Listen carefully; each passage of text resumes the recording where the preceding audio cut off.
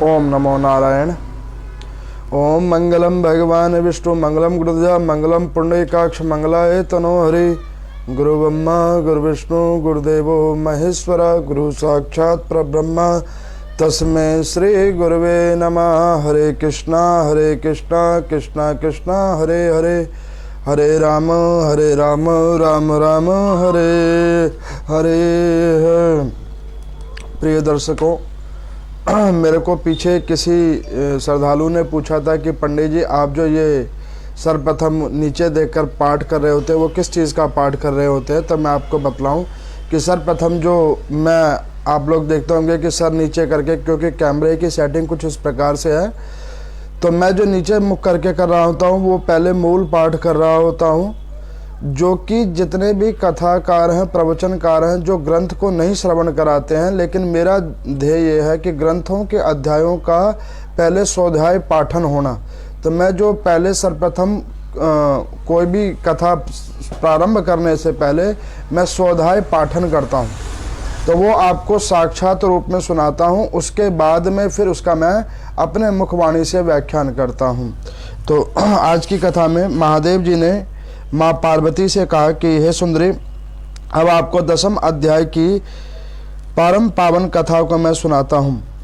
काशीपुरी में धीर बुद्धि नाम से विख्यात एक ब्राह्मण रहते थे जो मुझमें नंदी के समान स्नेह करते थे, और वो नंदी के समान मुझे अति प्रिय और नंदी के ही समान मेरे को स्नेही थे। तो एक बार मेरे को उनके स्नेह के पीछे मेरे पार्षद भृंगगिरि ने मुझसे पूछा कि भगवान इस प्रकार उन्होंने कौन सा तप किया जिसके करने के प्रभाव से आपने उनको नंदी के समान स्नेह किया है। तो वो कहने लगे कि देखो, एक समय की बात है, कैलाश पर्वत पर पार्श्व भाग में के भीतर चंद्रमा के अमृतमय किरणों से धुली हुई एक वेदी का आश्रय लेकर मैं बैठा हुआ था। मेरे बैठने के क्षण भर के बाद में कुछ वृक्षों के टूटने और टहनियों के टूटने की भयंकर स्वर उत्पन्न हुआ। तदंतर आकाश से एक विशाल पक्षी उतरकर मेरे सम्मुख में आकर वो गिरा, जिसका पंख कटा हुआ था, काले पर्वत के समान वो जान पड़ता था। उस पंछी ने मुझे आकर प्रणाम किया और उसने सुंदर नवीन कमल चरणों के रखकर मेरा नाना प्रकार का स्तुति और वंदना करना उसने प्रारंभ किया। उसने मेरी नाना प्रकार के स्तोत्रों के द्वारा मेरे को प्रसन्न किया। उस पक्षी के द्वारा किए हुए स्तोत्रों का पाठ सुनकर मैं उनसे पूछा कि हे विहंग, आप कौन हो? तो उन्होंने कहा कि प्रभु मैं हंस हूँ, मैं ब्रह्मा का ही वाहक हंस हूँ। पक्षी बोले कि देवेश, मुझ ब्रह्मा जी का हंस जानकर धूर जटे जिस कर्म से मेरे शरीर में इस कालिमा आ गई है उसे सुनिए। प्रभु, यद्यपि आप सर्वज्ञ जानते हैं, अतः आपसे कोई बात छिपी नहीं है, तथापि यदि आप पूछते हैं तो मैं बतलाता हूँ कि सूरत नगर के पास एक सुंदर सरोवर था जिसमें कमल लहलाते थे। उसी में बाल चंद्रमा के टुकड़ों के समान श्वेत मरलालों के ग्रास में बड़ी तीव्रता गति से आकाश में मैं उड़ता उड़ता एक बार सहसा श्वेत रूप लेकर मैं आगे कमलों के झुंड के ऊपर से उड़ा। तो वहां पर एक कमलिनी थी जिन्होंने मुझे उनके ऊपर से उड़ते हुए देखकर उन्होंने मुझे कहा कि हे हंस, तुमने मेरे ऊपर से लांघ कर जो तुम गए हो, इसीलिए तुम्हारा ये श्वेत शरीर कालिमा में प्राप्त हो गया है। तब मैं उठकर सरोवर के बीच में गया और वहां 5 कमलों से युक्त एक सुंदर कमलिनी को देखा और उनको प्रणाम करके मैंने प्रदक्षिणा की और पतन का सारा उनसे वृतांत सुना। तब वो कमलिनी कहने लगी कि हे कालहंस, तुम आकाश मार्ग से जो मुझे लांघ कर गए थे उसके परिणाम स्वरूप यह पृथ्वी पर आकर गिरे हो। उसी के कारण तुम्हारा ये शरीर कालिमा को प्राप्त हो गया है। उस पर मैंने उनसे पूछा कि हे देवी, आपके ज्ञान और वैभवता से मुझे लगता है कि आप कोई साधारण कमलिनी नहीं है, और आपके व्याख्यान को मुझे श्रवण करने के बाद लगता है कि आप कोई अमित तेजस्वी हैं। तो वो कहने लगी कि देखो, मैं तुम्हें बतलाता हूँ कि हे पक्षीराज, जिस कारण मुझे इतना वैभव, ऐसा प्रभाव आया है, उसको मैं तुम्हें बतलाती हूँ। इस जन्म से पहले तीसरे जन्म में मैं इस पृथ्वी पर एक ब्राह्मण कन्या के रूप में उत्पन्न हुई थी। मेरा नाम सरोज वंदना था और मैंने गुरुजनों की सेवा करके सदा एकमात्र पतिव्रत करने में ही अपना मन लगा रखा था। और मैं उनकी एक दिन की बात है, मैंने एक मैना को पढ़ा रही थी, इससे पति सेवा में कुछ विलम्ब हो गया और इससे पति देवता कुपित हो गए और उन्होंने मुझे शाप दिया कि पापनी, तुम जाओ मैना हो जाओ। मरने के बाद यद्यपि मैं मैना हुई, तथापि पतिव्रत के प्रसाद और मुनियों के घर में आश्रय मिला। इससे मुनि कन्या ने मेरा पालन किया। जिनके घर में मैं रही, वो ब्राह्मण प्रतिदिन प्रातः काल में श्रीमद् भागवत गीता का 10वां अध्याय का पाठन करते थे। अब मेरा जब वो मैना का पापहारी शरीर छूटा तो मैं स्वर्गलोक की अप्सरा हुई। मेरा नाम वहाँ पर पद्मावती हुआ। अब मैं पद्मावती हुई, मैं पद्म की प्यारी सखी हो गई। एक दिन मैं विमान से आकाश में विचर रही थी। उसी समय एक सुंदर कमलों से सुशोभित रमणीय सरोवर को मैंने देखा। उस सरोवर के अंदर में मैंने सरोवर को देखा और उस सरोवर के अंदर में मैंने अपने दोनों पैरों को उस जल के अंदर में रखा और मैंने वस्त्रहीन होकर सरोवर के अंदर में स्नान करना प्रारंभ किया, जिसके कारण वहाँ पे दुर्वासा मुनि आए और उन्होंने मुझे वस्त्रहीन अवस्था में देखा और उन्होंने मुझे श्राप दिया कि इस कमल की शोभा को प्राप्त करके जिस प्रकार तुम सरोवर के अंदर में उतरी हो, उसी प्रकार से तुम कमलानी बन जाओ। अब इस प्रकार से मेरे दोनों हाथ, मेरे दोनों पैर दो कमल हुए और मेरा पूरा शरीर जो है वो कमल के समान मुख हो गया। फिर वो बोले कि पापनी, तुम इस रूपी में वर्षों तक अब पड़ी रहोगी। ये श्राप देकर क्षण भर में वो यहाँ से अंतर्ध्यान हुए। कमलनी होने के बाद विभूति का योग ध्याय के महात्म से मेरी वाणी तो लुप्त नहीं हुई थी, मुझे लांघने मात्र से अपराध से तुम पृथ्वी पर आ गिरे हो। पक्षीराज, यहाँ पर खड़े हुए तुम्हारे सामने ही आज मेरी शाप की निवृत्ति हो गई है, क्योंकि आज से 100 वर्ष पूरे हो गए हैं। मेरे द्वारा गाए जाते हुए उस उत्तम अध्याय को तुम भी सुन लो, जिसके श्रवण मात्र करने से ये आज मैं भी मुक्त होंगी और तुम भी मुक्त होगे। यूँ कहकर पद्मनी ने स्पष्ट और सुंदर वाणी में 10वें अध्याय का स्वाध्याय पाठन किया और वो मुक्त होगी। उसे सुनने के बाद उसी के दिए हुए इस उत्तम कमल को लाकर मैंने अर्पण किया। इतनी कथा सुनकर पक्षी ने अपना शरीर को त्याग किया और ये अद्भुत सी घटना हुई। वही पक्षी अब 10वें अध्याय के प्रभास से ब्राह्मण कुल के अंदर में उत्पन्न हुआ और जन्म से अभ्यास होने के कारण शेष अवस्था से सदा गीता का 10वें अध्याय का पाठन किया, जिसके करने से उसको ये दिव्य देह का धारण हुआ है। अब मैंने तुम्हें जीवन मुक्त प्राप्त करने की ये कथा और इस 10वें अध्याय की महिमा आप लोगों को मैंने बतलाई है। इस प्रकार से भिगरिटिक के सामने जो पापनाशक कथा कही गई थी वह मैंने आप लोगों को कही है, जिसके श्रवण करने मात्र से सब आश्रमों के में गुरुजनों के सेवा करने का जो फल प्राप्त होता है वो इस कथा को श्रवण करने के मात्र से मिलता है। अब आपको मैं कल की पहले कथा सुनाता हूँ। कल की कथा में मैंने आप लोगों को श्रवण करवाया था कि कल की कथा में सर्वप्रथम 9वें अध्याय का मैंने पाठन बतलाया था। उस 9वें अध्याय के पाठन में मैंने बतलाया था कि श्रीमद् भागवत गीता के 9वें अध्याय का जो भी कोई पाठन करता है और ऐसे कोई परम स्नेही जन जिसको आप स्नेह करते हो और उनके कुल में अगर कोई नहीं बचा है तो उनके लिए आप 9वें अध्याय का पाठन कर देते हो, तो ऐसे जीव आत्मा की मुक्ति हो जाती है उस 9वें अध्याय के पाठन से।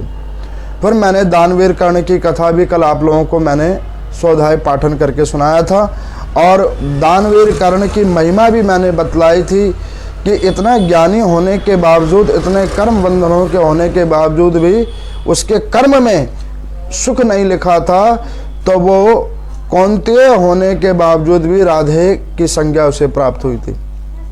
अब आज की कथा में मैं पहले आपको ग्रंथ की जो कथा अभी मैंने पढ़ के सुनाई है उसका पहले मैं व्याख्यान करता हूँ कि वो महादेव जी माँ पार्वती को कह रहे हैं कि देवी श्रीमद् भागवत गीता के इस 10वें अध्याय के अंदर में एक बार एक धीर बुद्धि नाम के ब्राह्मण थे जो अमित तेजस्वी थे, परम ज्ञानी थे, और वो काशीपुरी क्षेत्र के अंदर में निवास करते थे। और उन ब्राह्मण के अंदर में मेरा विशिष्ट स्नेह था और विशिष्ट मेरा उनके प्रति लगाव था कि जब वो ब्राह्मण कहीं चलते थे तो मैं उनके पीछे पीछे चल जाता था। तत्पर वो इतने विद्वान ब्राह्मण थे और उनकी मेरे में इतनी श्रद्धा थी कि उनकी श्रद्धा और आस्था के ऊपर में मैं पुनित पुनित कर्मों से बड़ा प्रभावकारी था।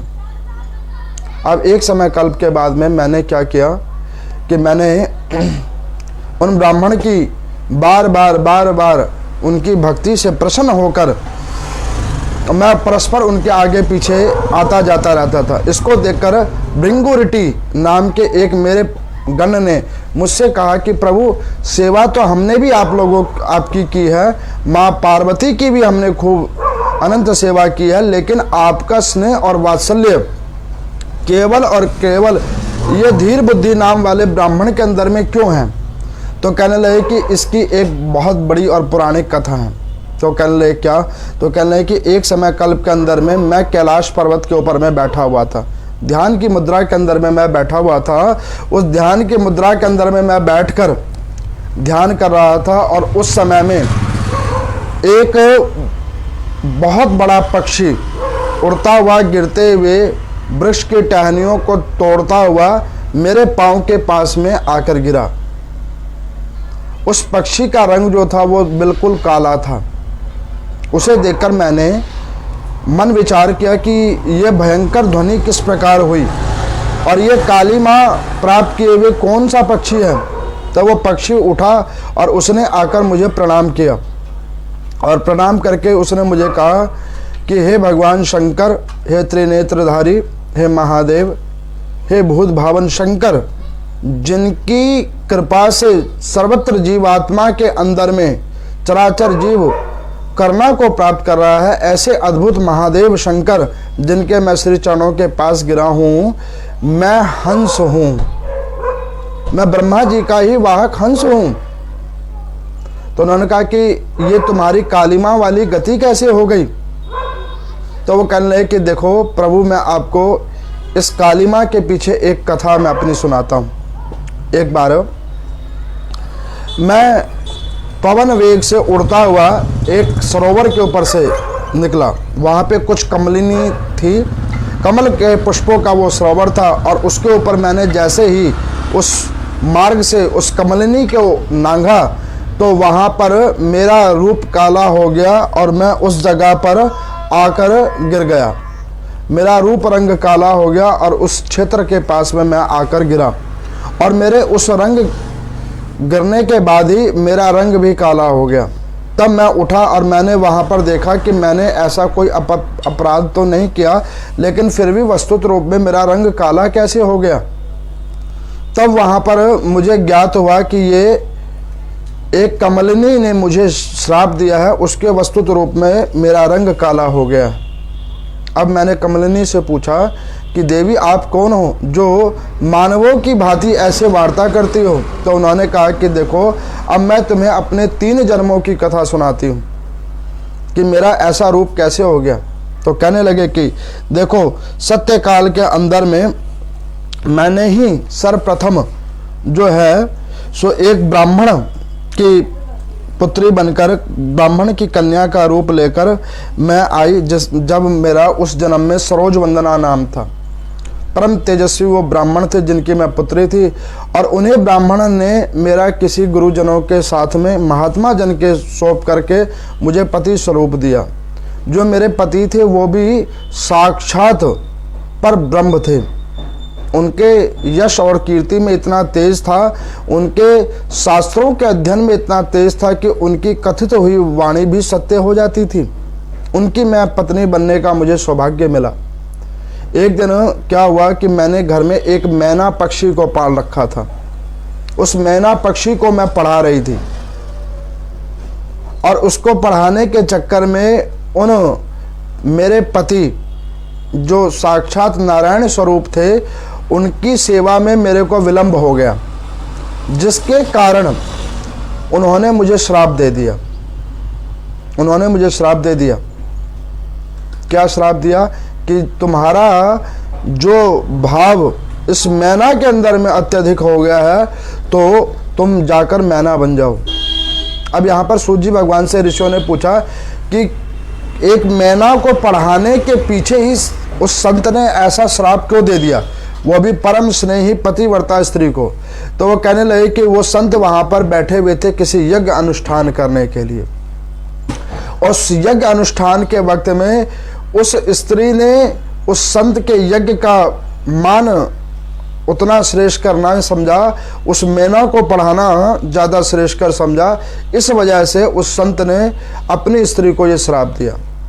अब वो एक कल्प जब समय बीत गया तो उसकी स्त्री, उन ब्राह्मण की स्त्री जो सरोजवंदना के नाम से थी, उस सरोजवंदना के नाम की वो जो कन्या थी, ब्राह्मणी जो थी, उस का जैसे समय कल्प बीता तो उसका शरीर जब संपन्न हुआ, वो ब्राह्मणी शरीर जब उसका संपन्न हुआ तो अगले जन्म में वो मैना के रूप में उत्पन्न हुई। लेकिन उसने ब्राह्मणों का संसर्ग किया हुआ था और दैनिक रूप में पूजन और पाठनों में संसर्ग किया हुआ था। उसके फल स्वरूप और उनके प्रभाव स्वरूप वो एक ब्राह्मण के घर में आई।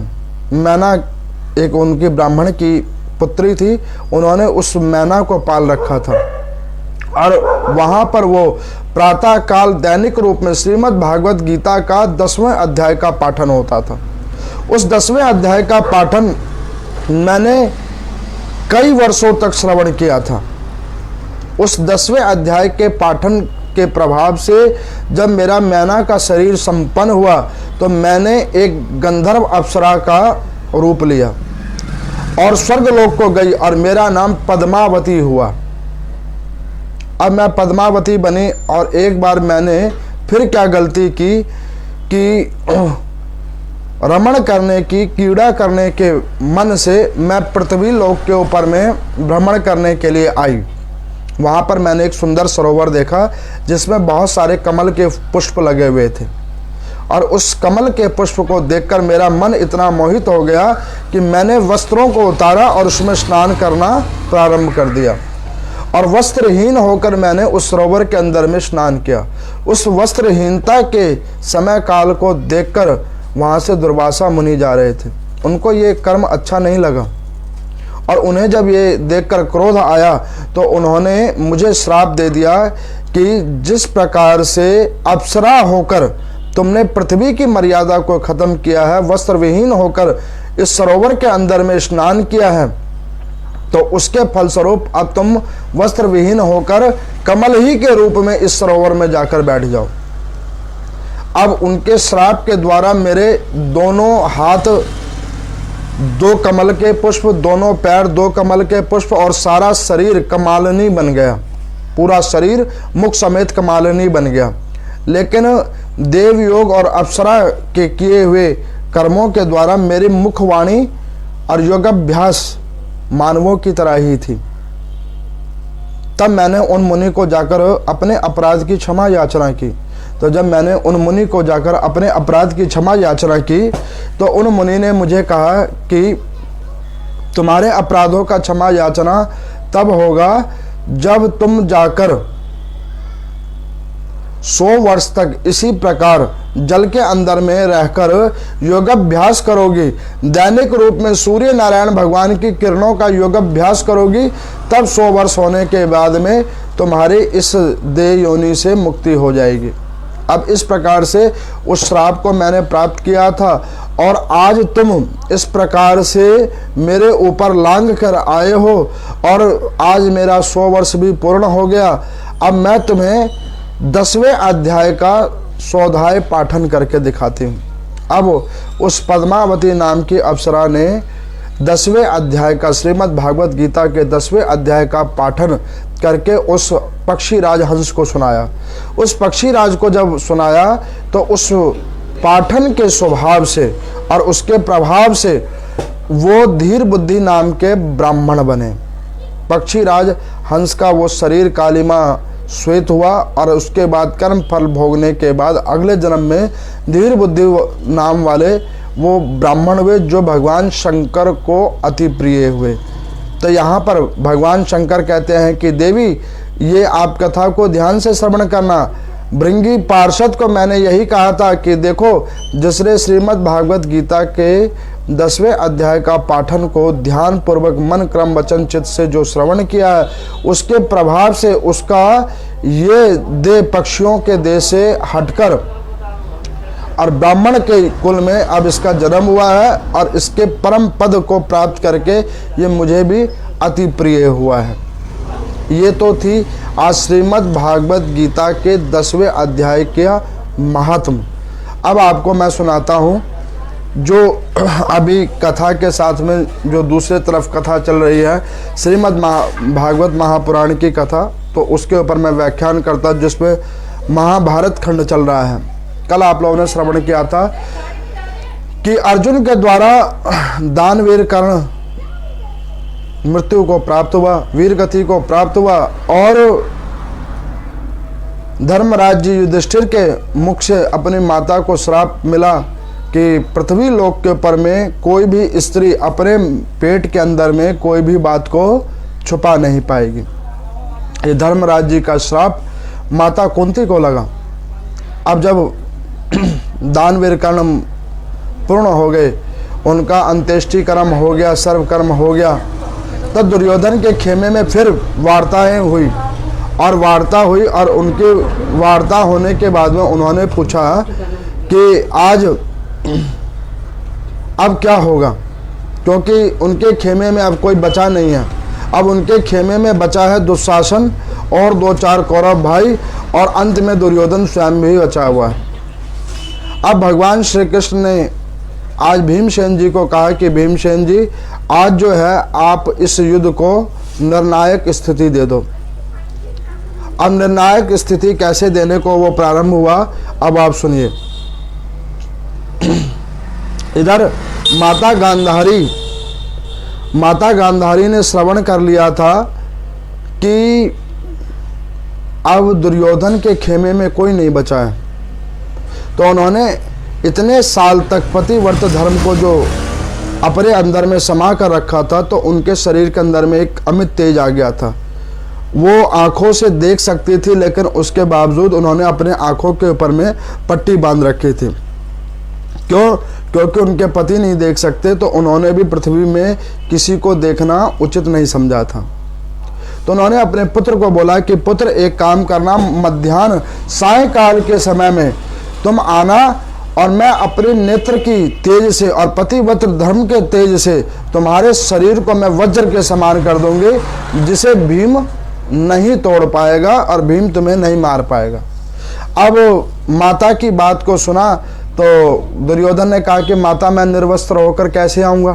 तो उन्होंने कहा कि देखो माता के आगे और पिता के आगे संतान निर्वस्त्र ही आता है, तो उसमें कोई दोष नहीं है, तुम आ जाना। अब गांधारी ने ये बात कही, भगवान श्री कृष्ण को पता लग गया। अर्ध संध्या कालीन हुआ, अब वो पत्तों से अपने शरीर को, गुप्त अंगों को छुपाकर दुर्योधन जा रहा था। तो भगवान श्री कृष्ण आते हुए आए और उन्होंने बोला कि अरे दुर्योधन ये तुम कहाँ जा रहे हो। तो वो कहने लगे कि मैं माता के पास जा रहा हूँ, माता ने बुलाया है। तो उन्होंने कहा कि तुम्हें समझ नहीं आती, इतने बड़े हो गए हो, और अभी मैंने जो पहले कथा सुनाई थी उसमें भी वस्त्रहीन होने के कारण ही दुर्वासा ऋषि ने उस पद्मावती अप्सरा को अभी श्राप मिला था।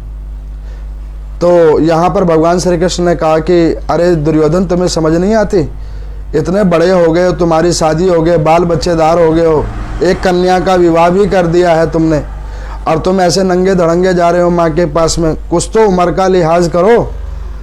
अब दुर्योधन ने सोचा कि भगवान ठीक कह रहे हैं।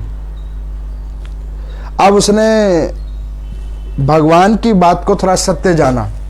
अब भगवान यहाँ पर कह तो सत्य रहे हैं, लेकिन भगवान उसका मार्ग भी तो खोलना चाह रहे हैं कि भाई ये मरेगा कैसे।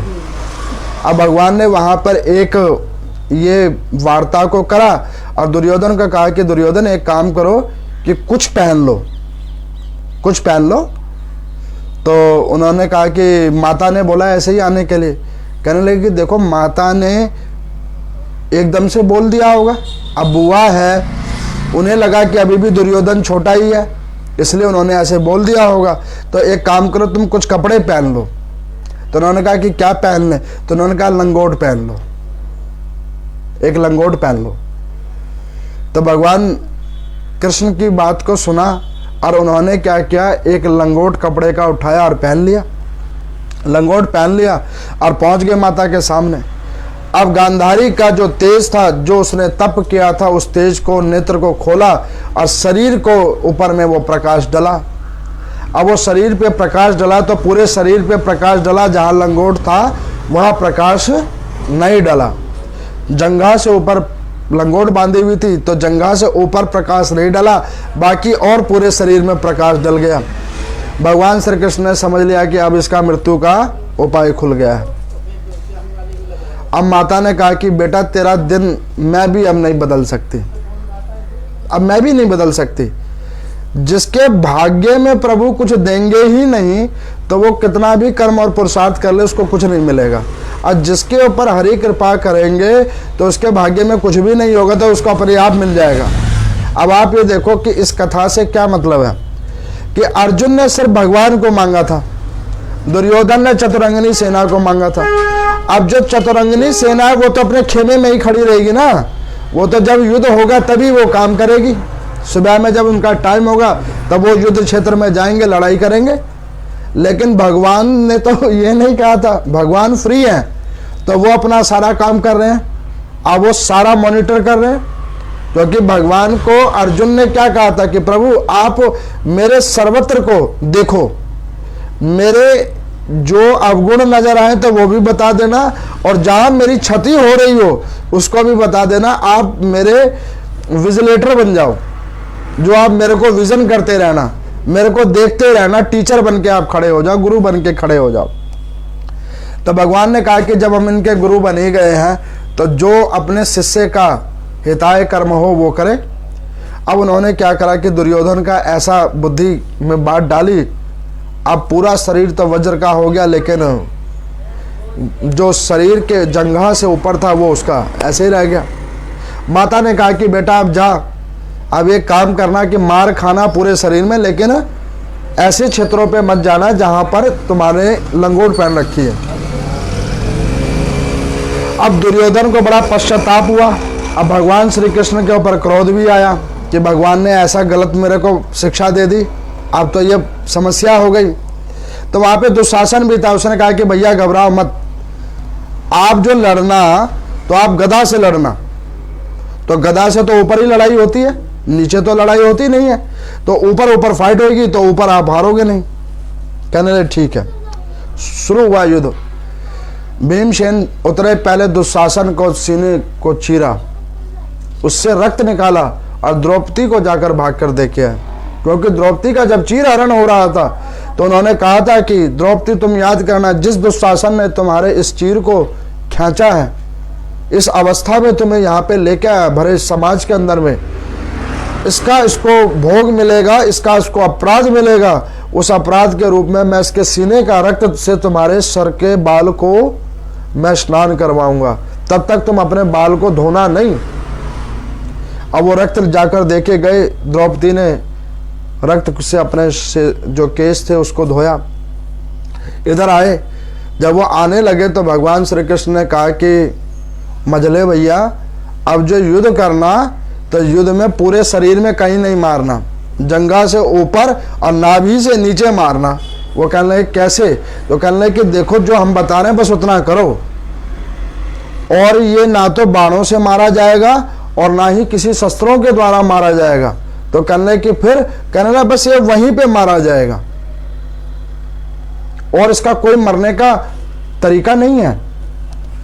अब भगवान ने कह दिया। अब भगवान जो कान में काना फूसी कर रहे थे तो दुर्योधन को बड़ा गुस्सा आ रहा था। उसने कहा कि इन्हें सब बात पता है, अब ये भीम को वही बता रहे हैं।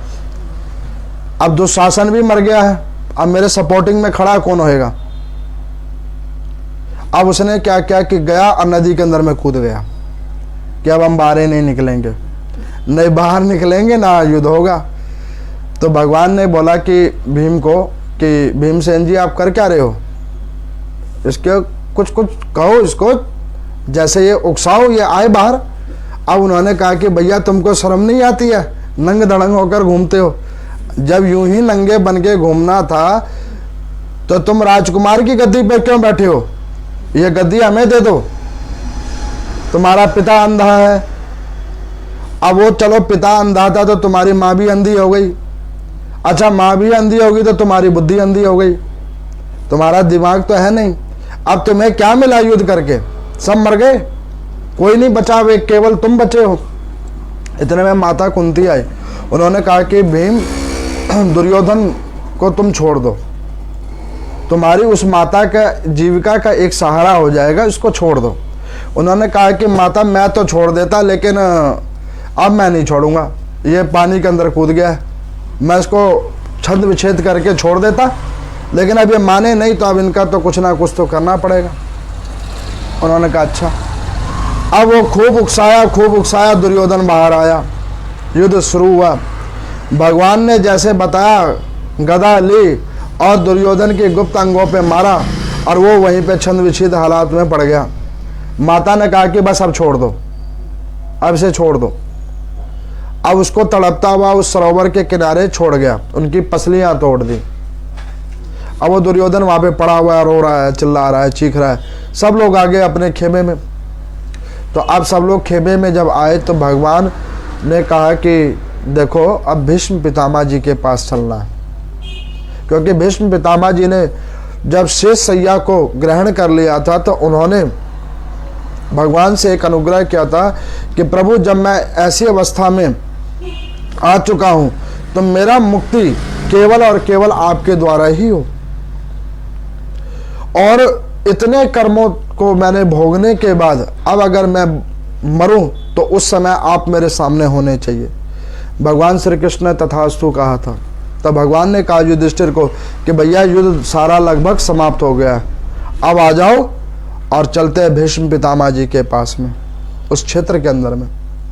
अब यहाँ पर सूत जी भगवान से मुनियों ने पूछा कि ये भीष्म पितामह भीष्म कैसे बन गए, तो कहने लगे कि इसकी भी एक बहुत बड़ी कथा है। सर्वप्रथम आपको हम बतलाएं कि राजा संतनु थे जिनका गंगा जी के साथ विवाह हुआ था। एक श्राप के कारण वो स्वर्ग से पृथ्वी लोक पे आ गए थे। गंगा के अंदर में अतिशय कलकल स्वर को देखकर महर्षि अगस्त को बड़ा क्रोध आया था और उन्होंने श्राप दे दिया था महाराज संतनु को और गंगा जी को, और वो आकर नीचे आ गए थे। अब वो गंगा नारी से नदी रूप हो गई थी। इतने में भीष्म पितामह जिनका नाम देवव्रत था, उनकी उत्पत्ति हो गई थी।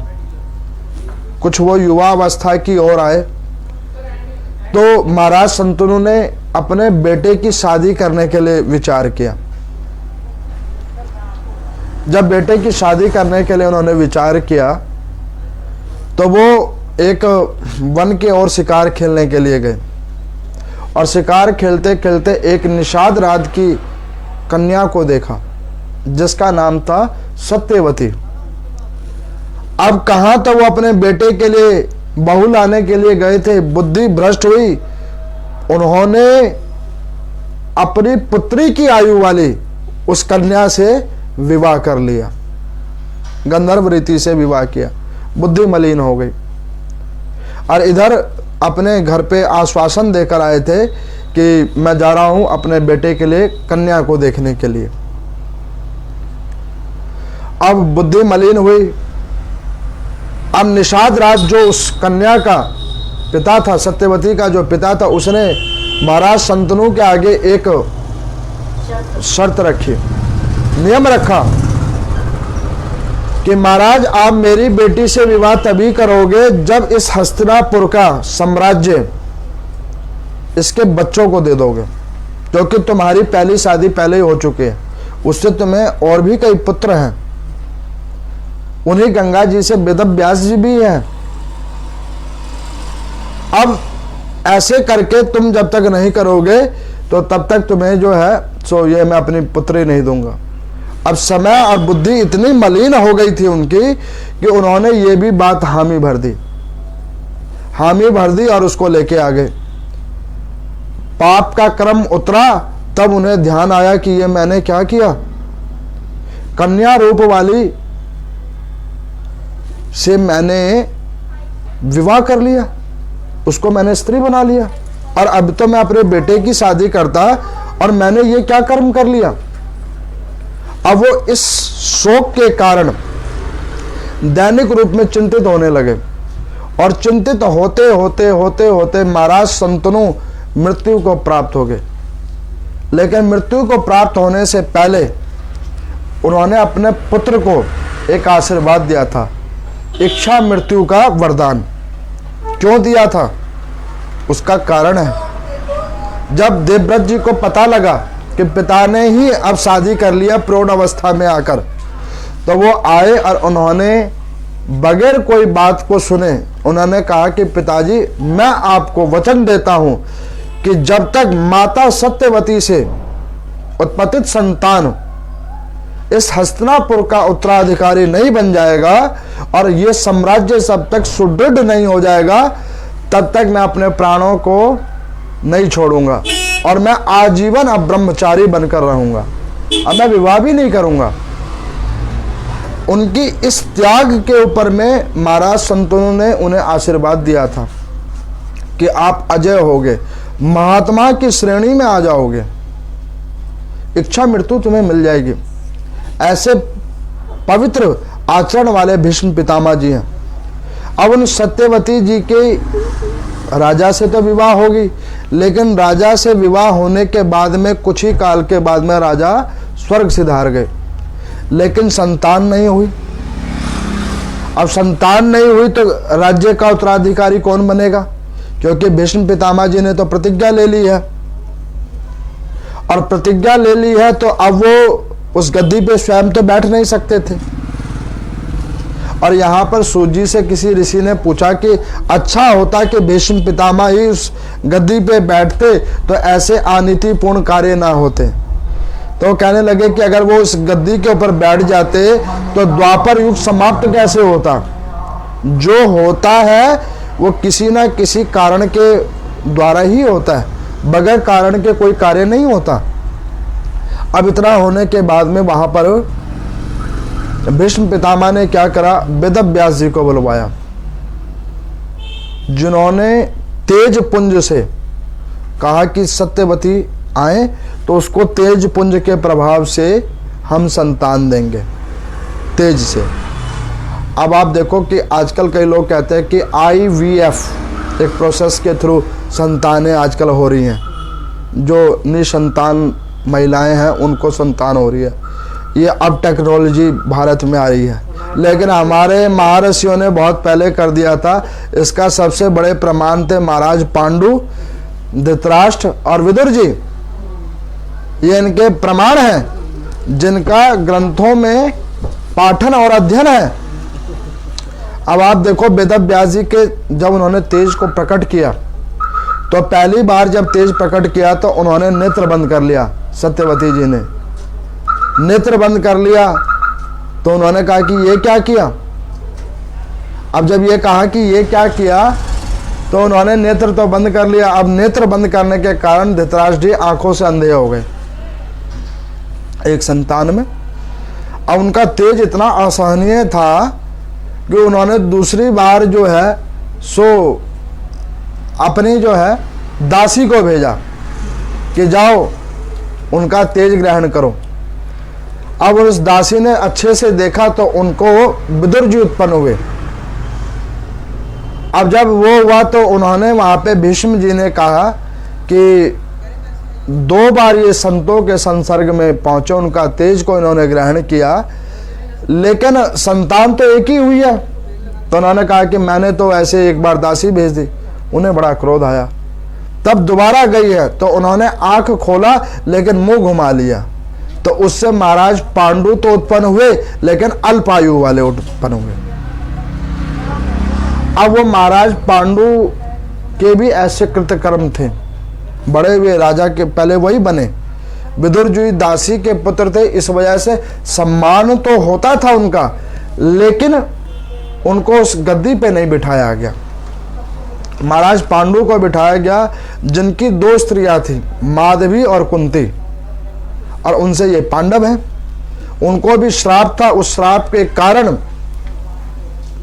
उनकी वन में जो है परम गति को प्राप्त हुई थी। एक बार उन्होंने एक संत को मैथुन क्रियाकर्म के वक्त में उन्होंने तीर से मार दिया था, और उसके प्रभाव से उनको श्राप लगा था, और उन्होंने कहा था कि जब ऐसी हालात में तुम होगे तो तुम भी वीर गति को प्राप्त हो जाओगे, तुम्हें भी कोई ऐसे ही मार देगा। तो उनको भी किसी बहेलिए का बाण लगा था और वो वीर गति को प्राप्त हुए थे। और उसी के तत्क्षण उनकी जो वो छोटी स्त्री थी माधवी, उसने भी अपने शरीर का विसर्जन कर दिया था। तो ये कथा है। तो ये भीष्म पितामह जी ऐसे थे कि उन्होंने अपने पिता महाराज शांतनु को जो वरदान दिया था, उसके लिए अब तक ये हालात में वो पड़े हुए थे। अब वो जब शेष शैया के ऊपर लेटे हुए थे तो भगवान श्री कृष्ण आए।